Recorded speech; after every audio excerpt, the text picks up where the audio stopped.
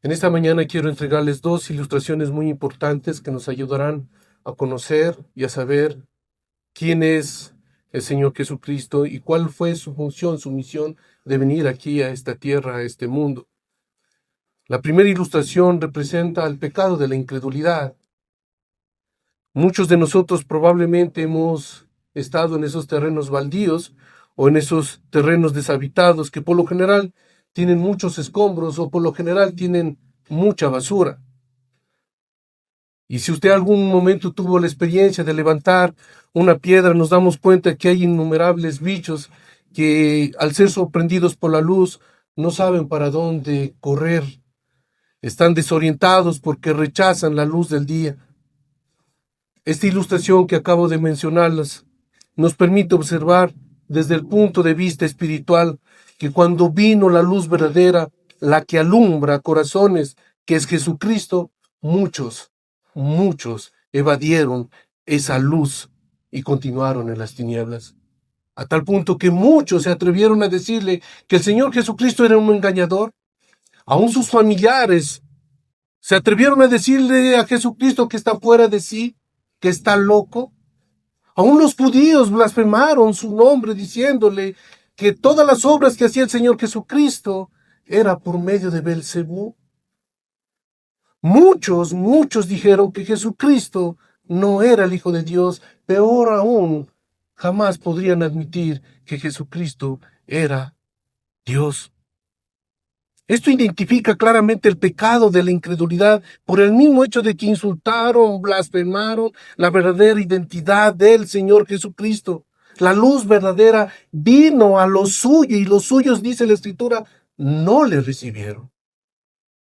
Sus reacciones fueron señales auténticas de incredulidad.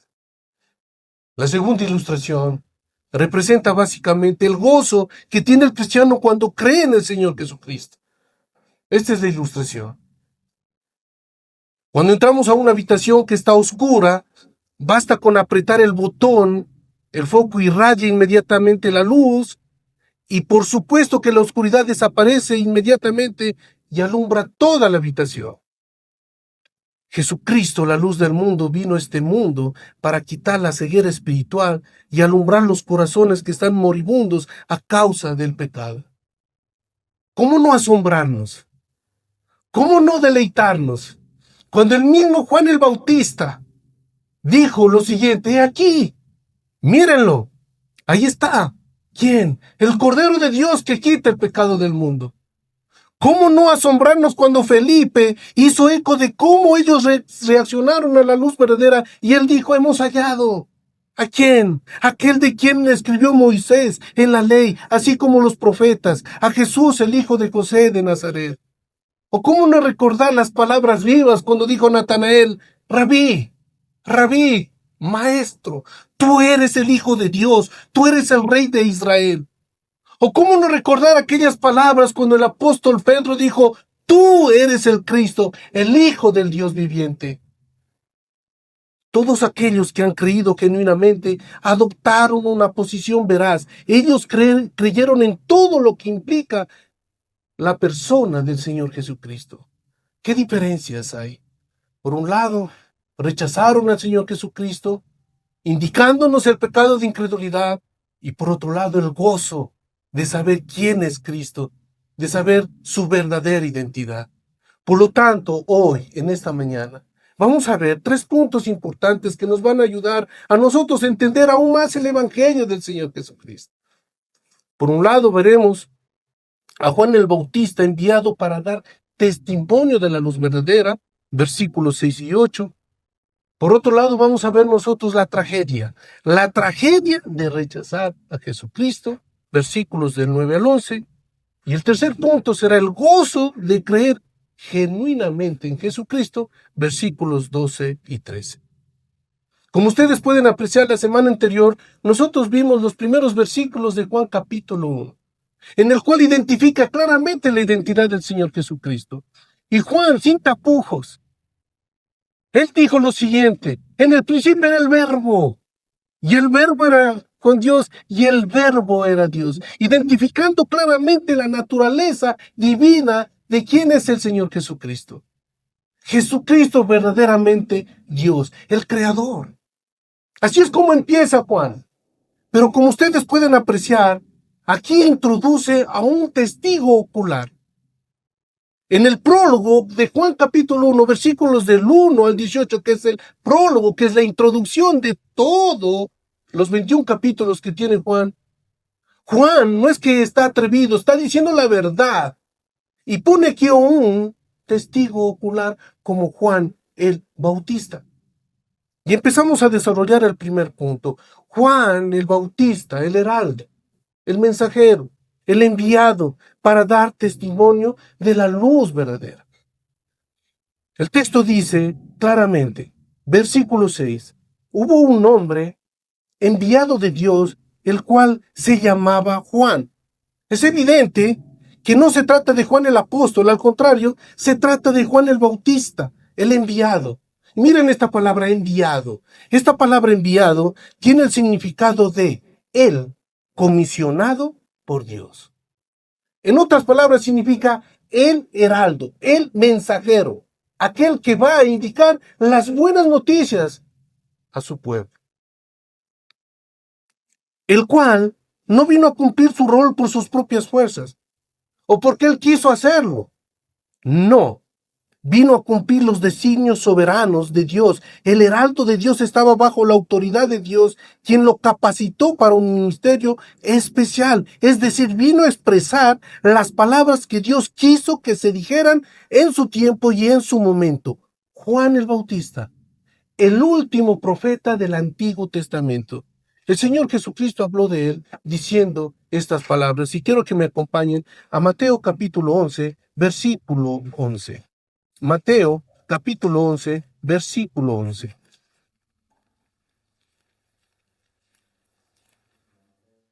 Mateo capítulo 11, versículo 11 dice lo siguiente.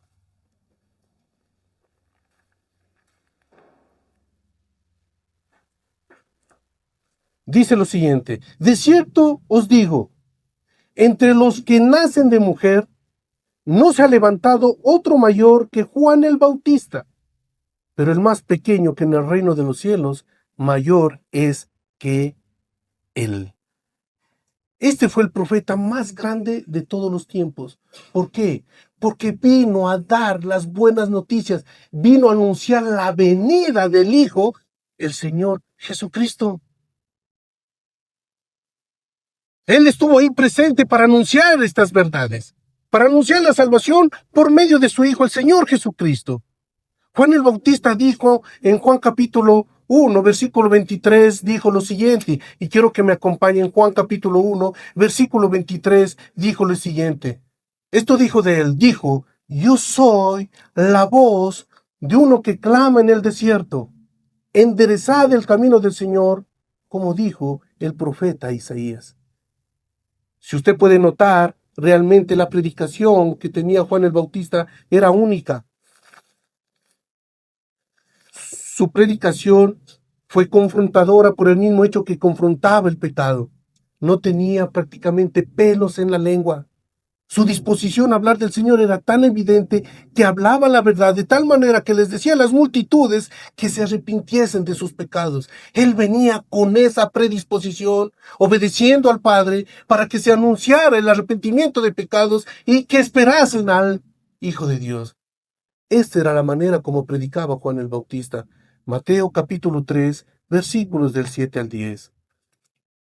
Mateo capítulo 3, versículos del 7 al 10 dice lo siguiente. Mateo capítulo 3, versículo 7 dice lo siguiente. Al ver él que muchos de los fariseos y de los saduceos venían a su bautismo, le decía, miren las palabras que utiliza Juan el Bautista, generación de víboras, ¿quién nos enseñó a huir de la ira venidera? Haced pues frutos dignos de arrepentimiento, y no penséis decir dentro de vosotros mismos, Abraham tenemos por padre, porque yo os digo que Dios puede levantar hijos a Abraham aún de estas piedras. Y miren el versículo 10, y ya también El hacha está puesta a la raíz de los árboles. Por tanto, todo árbol que no da buen fruto es cortado y echado en el fuego.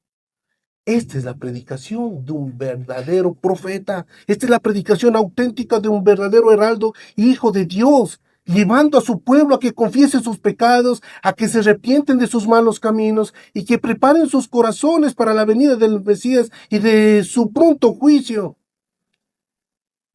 A manera de aplicación, no cabe duda el riesgo que tienen los fieles predicadores de llevar a cabo una misión de proclamar las palabras del Santo de Israel, de proclamar los verdaderos cimientos de la fe cristiana, de proclamar a Cristo como el Hijo de Dios, como el Dios supremo, de proclamar la verdadera identidad de quién es el Hijo, el Dios verdadero que vino a la tierra para salvarnos del pecado. Ser fieles a la verdad es una marca distintiva que debe tener todo creyente.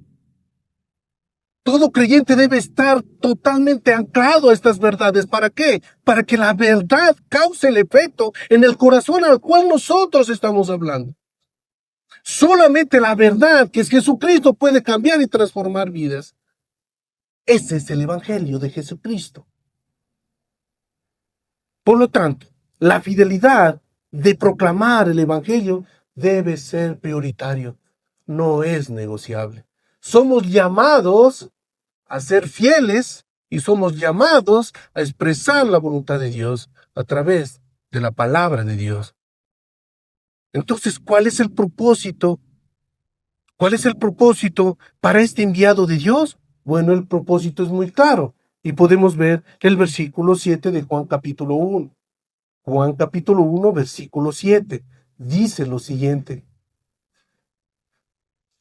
Este vino por testimonio para que diese testimonio de la luz a fin de que todos creyesen en él.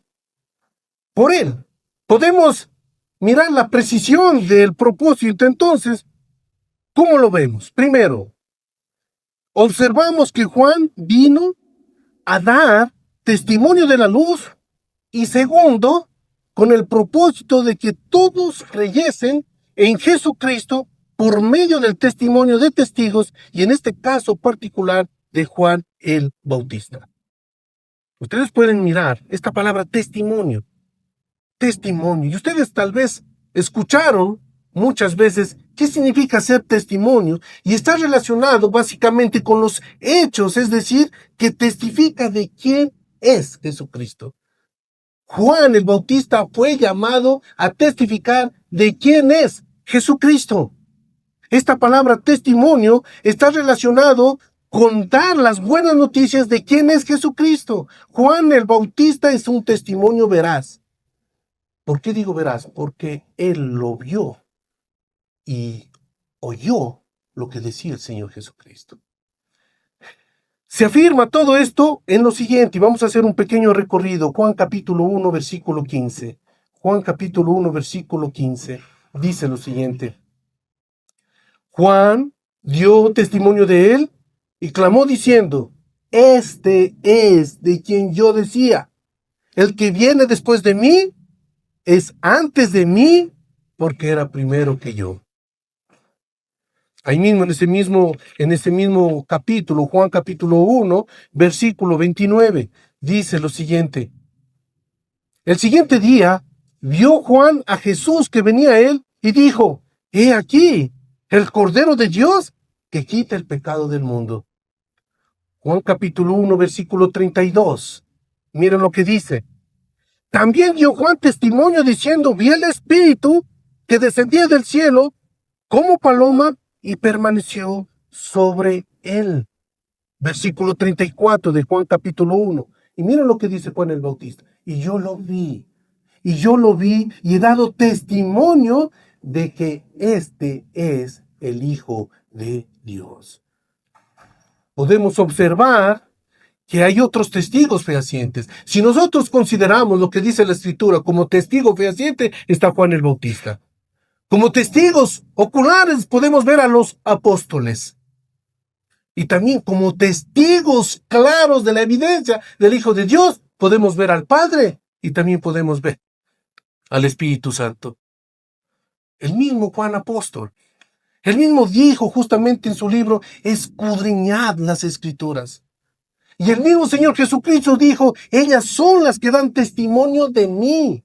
Asimismo se observa en las Escrituras que los apóstoles creyeron en él. También hay personas que creyeron en él, como la samaritana.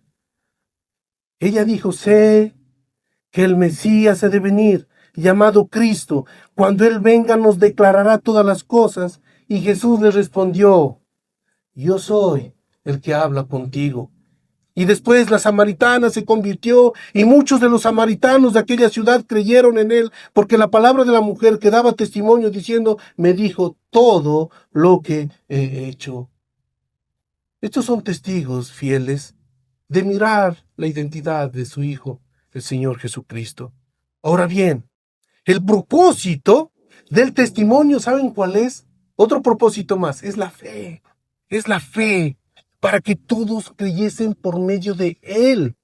Este verbo creer, por implicación, está conectado con la fe. Que creyesen en Cristo. Ese es el propósito. Que creyesen en Cristo. La pregunta es, ¿qué hace un verdadero predicador? ¿Qué hace un verdadero predicador? Así como lo hace Juan el Bautista.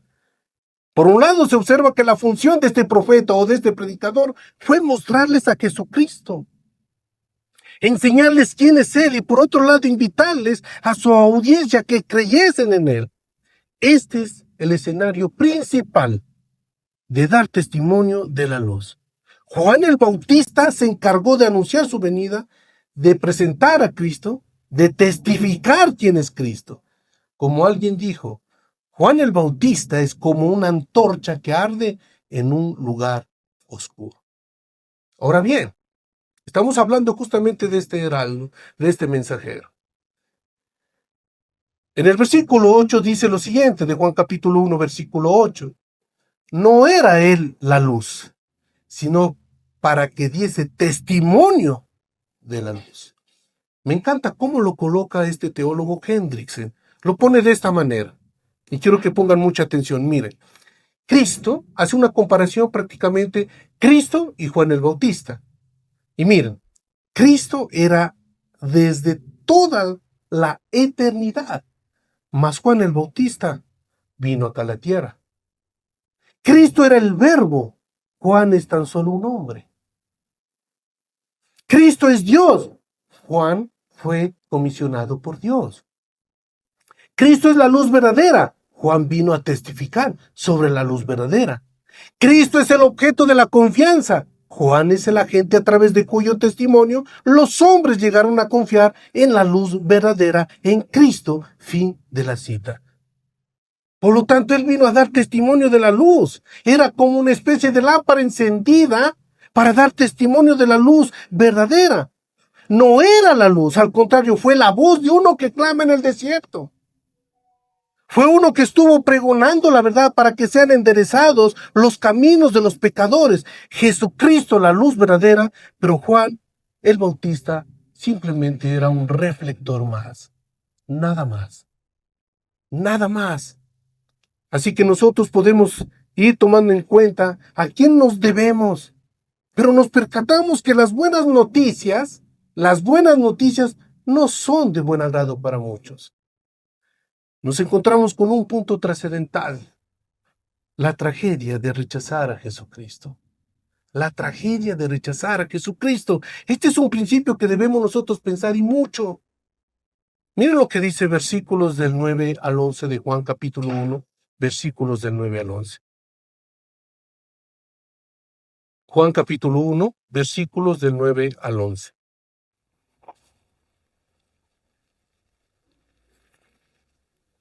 Dice lo siguiente.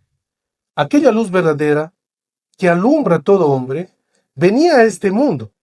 Y en el mundo estaba, y el mundo por él fue hecho, pero el mundo no le conoció. A lo suyo vino, y los suyos no le recibieron. Notamos que el escritor de este evangelio deja a un lado a Juan el Bautista y se centra nuevamente en el verbo, es decir, en el Dios verdadero. Y miren la escritura, lo que pregona Juan el apóstol, aquella luz verdadera, aquella luz verdadera. Y nosotros vemos aquí un adjetivo, verdadera, tiene la connotación de algo real, de algo genuino. En otras palabras, esta es la única luz que existe y que ha venido a alumbrar a los hombres. Amados hermanos, esta es la única luz que atraviesa los corazones para hacernos ver nuestros pecados. La única luz que tiene la capacidad de alumbrar los corazones para que estos hombres puedan ver a Cristo. Solo Jesucristo tiene el poder de alumbrar los corazones y darles vida. Ahora viene la pregunta. ¿Qué nos quiere transmitir el autor al decir que esta luz alumbra a todo hombre? Da la impresión que a todos los hombres serán alumbrados. Pero déjeme decirle lo siguiente, esta frase no indica que todo corazón haya sido iluminado para salvación. Esto no significa salvación universal, como algunos proclaman. Piensan que toda la humanidad, todos, absolutamente todos, serán salvos. Ese es un error. Ese es un error. Esto no significa que cada persona que ha nacido será salva. Lo que significa que es la única luz dada a los hombres para vida eterna. Al decir que Jesús alumbra a todo hombre, está afirmando que no hay otra luz que alumbre a la humanidad. No hay otra luz. Es el único que puede dar luz para que se pueda ver. Un gran teólogo dijo lo siguiente, con referencia a esta parte de las Escrituras, cuando dice que alumbra a todo hombre, aquella luz verdadera que alumbra a todo hombre, dijo lo siguiente: no significa que la luz alumbra a cada individuo, sino que la luz, al venir al mundo, es el único medio por el cual cada ser humano puede llegar a la vida. Fin de la cita. ¿Cuál es el problema? ¿Cuál es el problema? Cuando vino el Señor Jesucristo a este mundo, quien brilló con luz propia, vino a este mundo para salvar. ¿Y cuál es la noticia tan triste? Es que el mundo le rechazó. Es que el mundo le rechazó. Miren lo que dice el versículo 10 de Juan capítulo 1.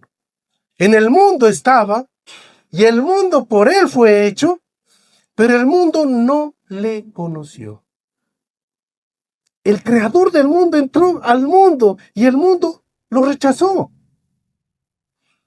Está hablando de los habitantes de este mundo, de la sociedad humana, quien ha rechazado a Jesucristo, quienes han desobedecido a Cristo y están bajo el dominio de las tinieblas, quien tiene su representante Satanás, el Verbo, el Logos, vino a habitar en medio de la gente, vino a este mundo, pero el mundo no le conoció.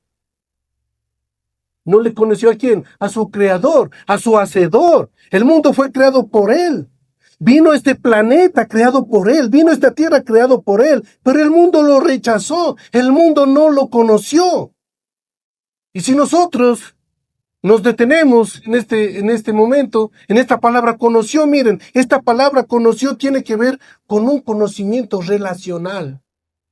Con un conocimiento relacional. Si estamos hablando de una relación con Dios, significa que tiene la certeza de quién es Dios y vive para Dios. Pero el mundo no le conoció.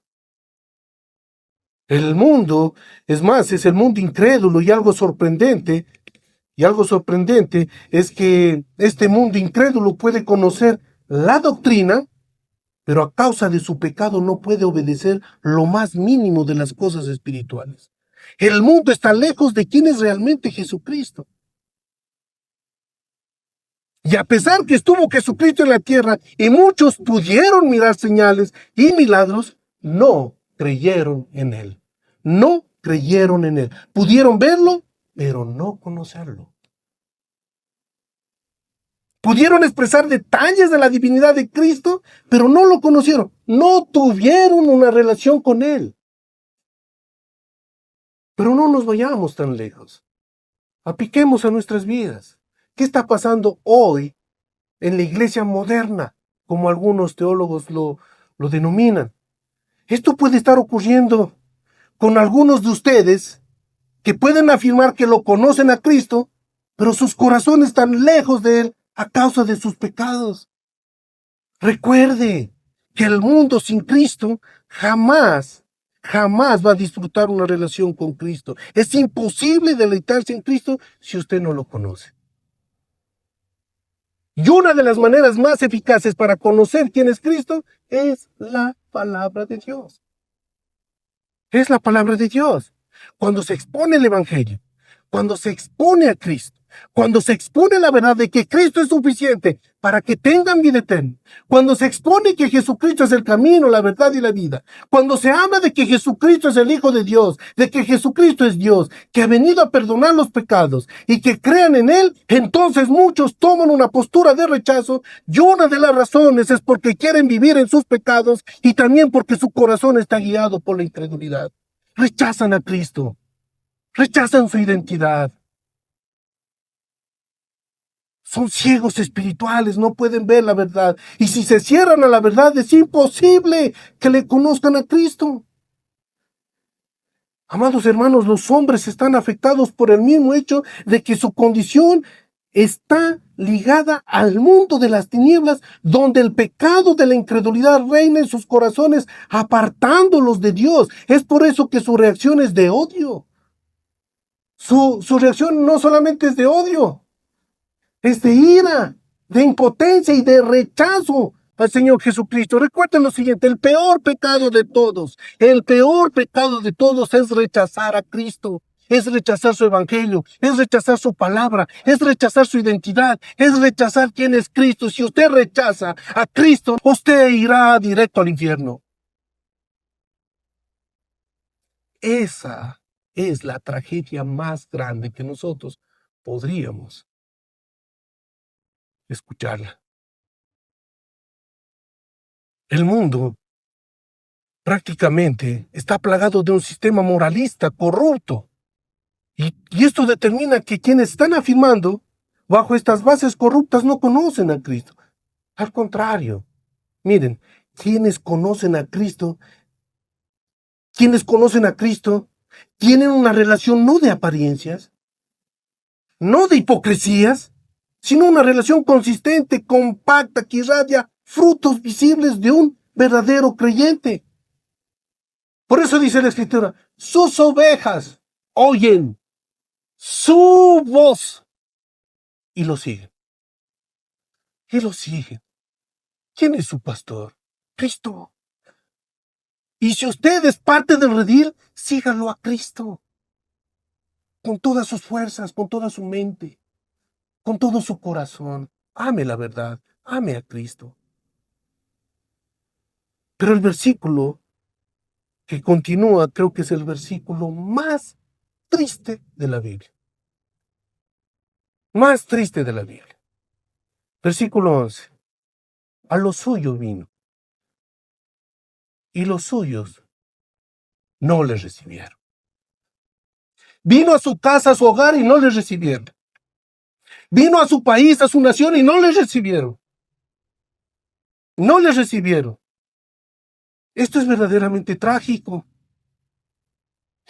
Cuando llega el mensaje a sus casas, cuando nosotros hablamos del mensaje de salvación, y muchos todavía siguen detestando el mensaje, no lo reciben, no solamente se entristecen nuestros corazones, se entristece el corazón de Dios.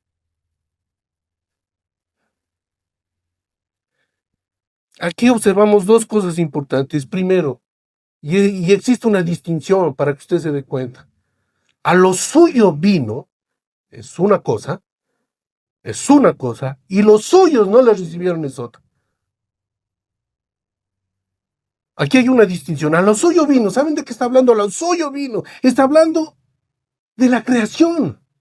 Está hablando de que Jesucristo vino a su tierra, a lo que Él ha creado. Vino a habitar donde Él creó todo. Habitó en medio de las personas que Él mismo creó. Y una vez que estuvo en la tierra, entonces, vino a los suyos. A los suyos. ¿Quiénes son los suyos? Tiene que ver con su pueblo. El pueblo de Israel. Él vino a su pueblo amado, él vino a juntar a sus polluelos. Como dijo alguien, él vino a la niña de sus ojos, vino a su pueblo que le facilitó todos los recursos para que sea liberado de la esclavitud de Egipto. Vino a morar con ellos. Vino a darles el mensaje de salvación. Vino a amarlos a ellos, a su propio pueblo, a este pueblo. Y este pueblo reaccionó de manera hostil contra su Dios que los creó, contra su Dios que les mostró misericordia, enviando sus profetas, anunciándoles siempre que se acercarán a él mismo. Pero desfilaron palabras de su boca, diciéndoles al mismo Dios encarnado, al Verbo, al Logos, al Dios suficiente, al Dios hecho carne, que lo crucificaran. Ese es el pueblo que lo traicionó. Ese es el pueblo que estaba justamente cuando el Señor Jesucristo estaba entrando a Jerusalén. Todos decían, el Rey de Reyes, el Señor de Señores. Pero pasaron ciertos días, fueron los mismos que dijeron, crucifíquenlo. Ese es el pueblo que lo traicionó. Creo que uno de los pasajes que se acercan prácticamente a la condición de cómo está este pueblo, lo vamos a encontrar en Isaías capítulo 1, versículos del 2 al 4. Isaías capítulo 1, versículos del 2 al 4.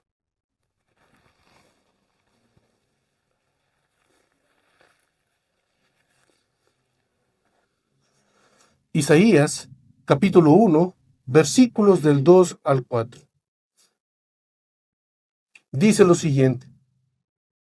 Así es como justamente este profeta de Isaías habla. Miren, oh gente pecadora, pueblo cargado de maldad, generación de malignos, hijos depravados, dejaron a Jehová, provocaron a ir al Santo de Israel, se volvieron atrás. ¿Por qué querréis ser castigados aún?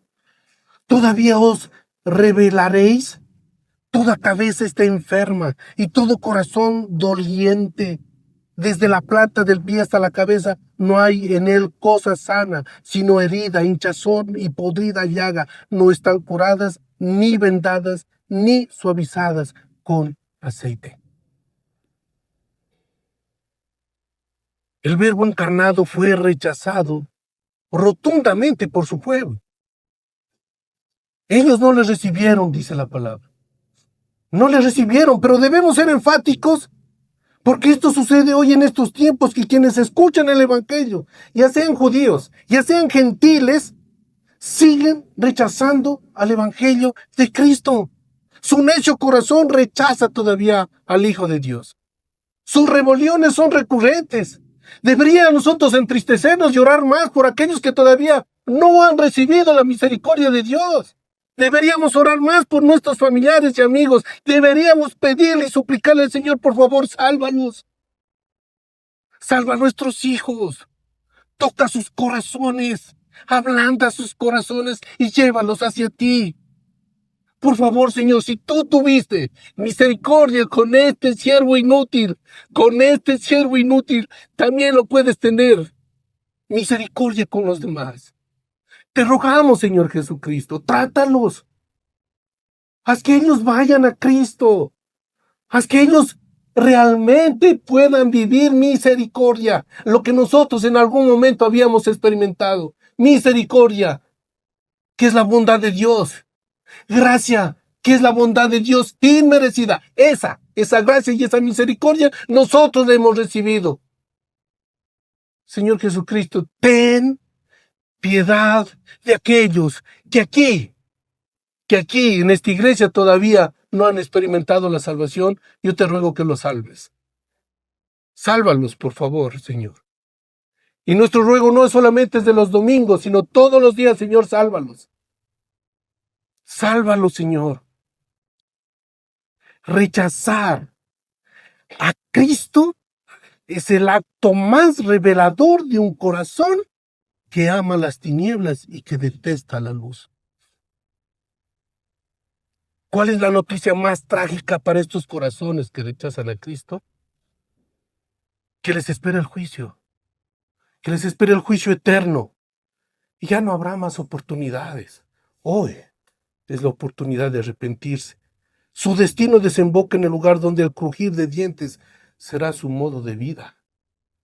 Este es el momento de acudir a Cristo. Y si ustedes lo siguen rechazando ahorita, recíbanlo. Muestren su corazón delante de Él y confiesen sus pecados y arrepiéntanse. Lo animante y lleno de esperanza es que aquellos que no rechazan a Cristo, sino que creen en Cristo y reciben el regalo por gracia inmerecida, la vida eterna, su fe genuina hace posible que vivan para siempre con Jesucristo.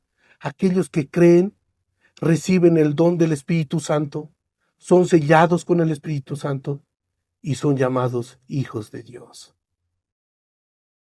En Juan capítulo 1, versículos 12 y 13 dice lo siguiente.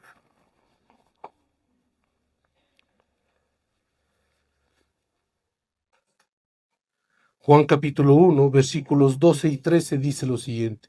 Mas a todos, dice, mas a todos los que le recibieron, a los que creen en su nombre les dio potestad de ser hechos hijos de Dios, los cuales no son engendrados de sangre, ni de voluntad de carne, ni de voluntad de varón, sino de Dios. Estos han sido sellados con el Espíritu Santo. Y miren, en este versículo 12 comienza con esta conjunción más. ¿Y saben lo que significa esta conjunción más? Lo que implica es un cambio de dirección. Más, dice, más a todos los que recibieron. Presenta un contraste del rechazo, del odio a Cristo, pasa un gozo por el mismo hecho de estar en Cristo. Más a todos los que le recibieron, a los que creen en su nombre. Esta palabra todos es una palabra genérica, es inclusiva. En otras palabras, a todos aquellos que le recibieron, que le aceptaron a Jesucristo como revelador de la voluntad del Padre y como sacrificio por el pecado, les dio potestad de ser hechos hijos de Dios.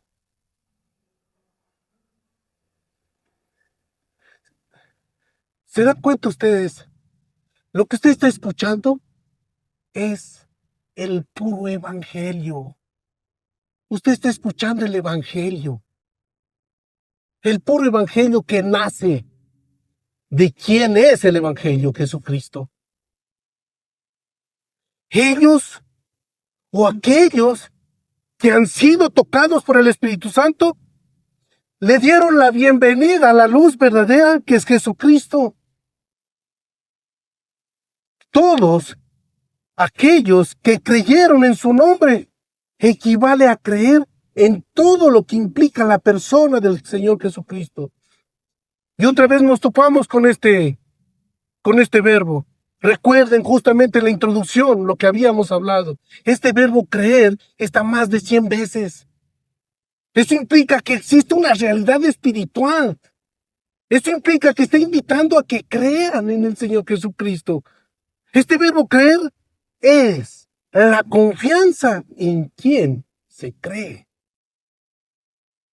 Jesucristo, el Hijo de Dios, el Verbo encarnado, el Dios verdadero. Y aquellos que creen verdaderamente, entonces dice, tienen la potestad. Potestad, ¿qué significa esto? Significa que tienen el derecho, la autoridad, el privilegio de ser hijos de Dios. ¡Qué título tan grande! Ese es el mayor título que nosotros deberíamos realmente abrazarlo. Hijo de Dios. Hijo de Dios. Qué privilegio, qué honor recibir este título, Hijo de Dios. Los creyentes ya no estamos dominados por las tinieblas. Tenemos al Padre Celestial, quien nos ha dado la vida eterna, quien nos ha sellado y nos ha garantizado que hay vida eterna y para siempre. Miren lo que dice el versículo 13. Los cuales no son engendrados de sangre, ni de voluntad de carne, ni de voluntad de varón, sino de Dios.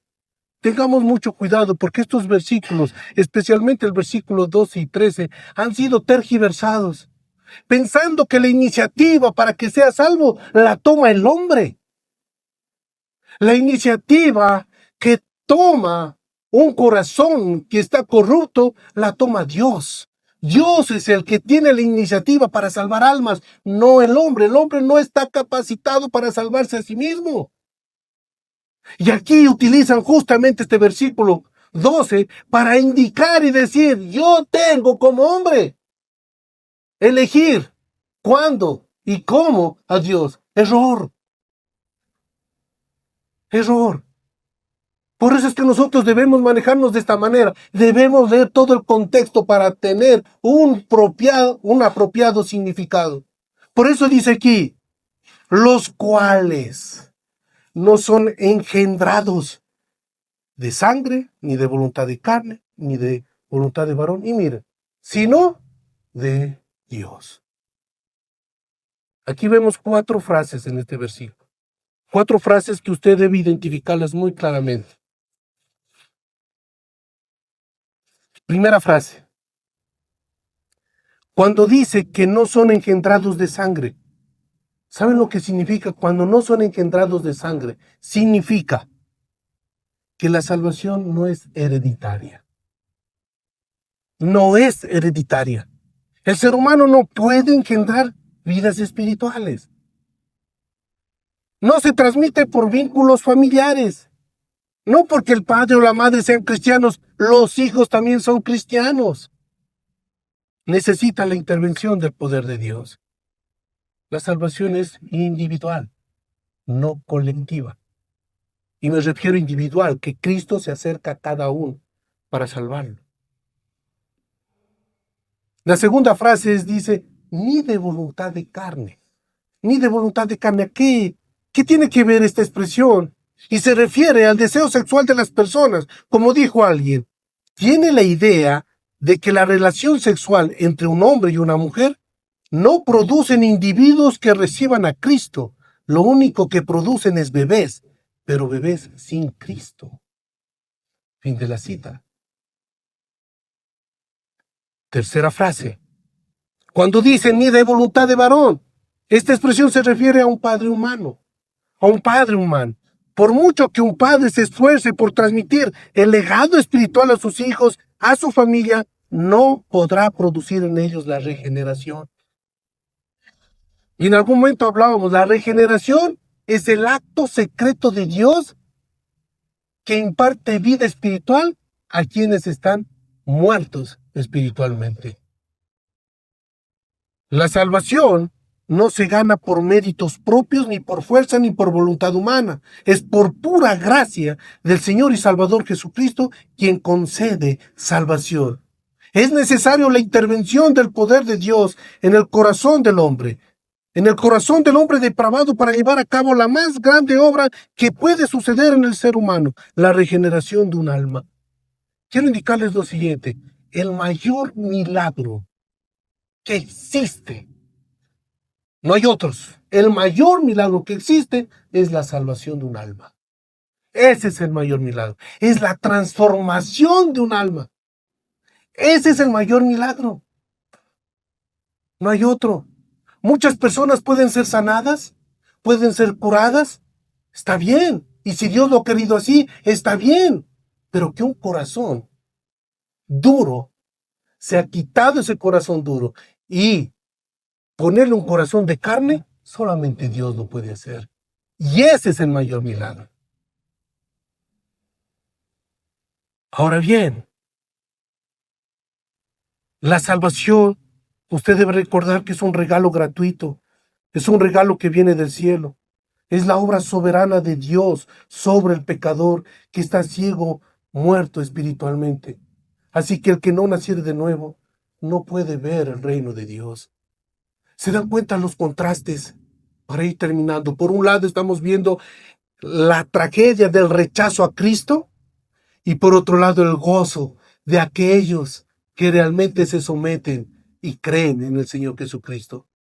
Amados hermanos y hermanas, es serio. Pero una cosa que debemos identificarlas claramente, estamos en las manos del Dios verdadero, el que causa y provoca cambios y progresos espirituales. Así que A Él sea la gloria, la honra, por los siglos de los siglos. Amén. En esta mañana nosotros hemos visto 3 puntos importantes. El primer punto que tiene que ver justamente con Juan el Bautista, quien fue el heraldo, el enviado para dar testimonio de la luz verdadera, Jesucristo. El segundo punto, la tragedia de rechazar a Jesucristo. Y el tercer punto, el gozo de creer genuinamente en Jesucristo. Oramos.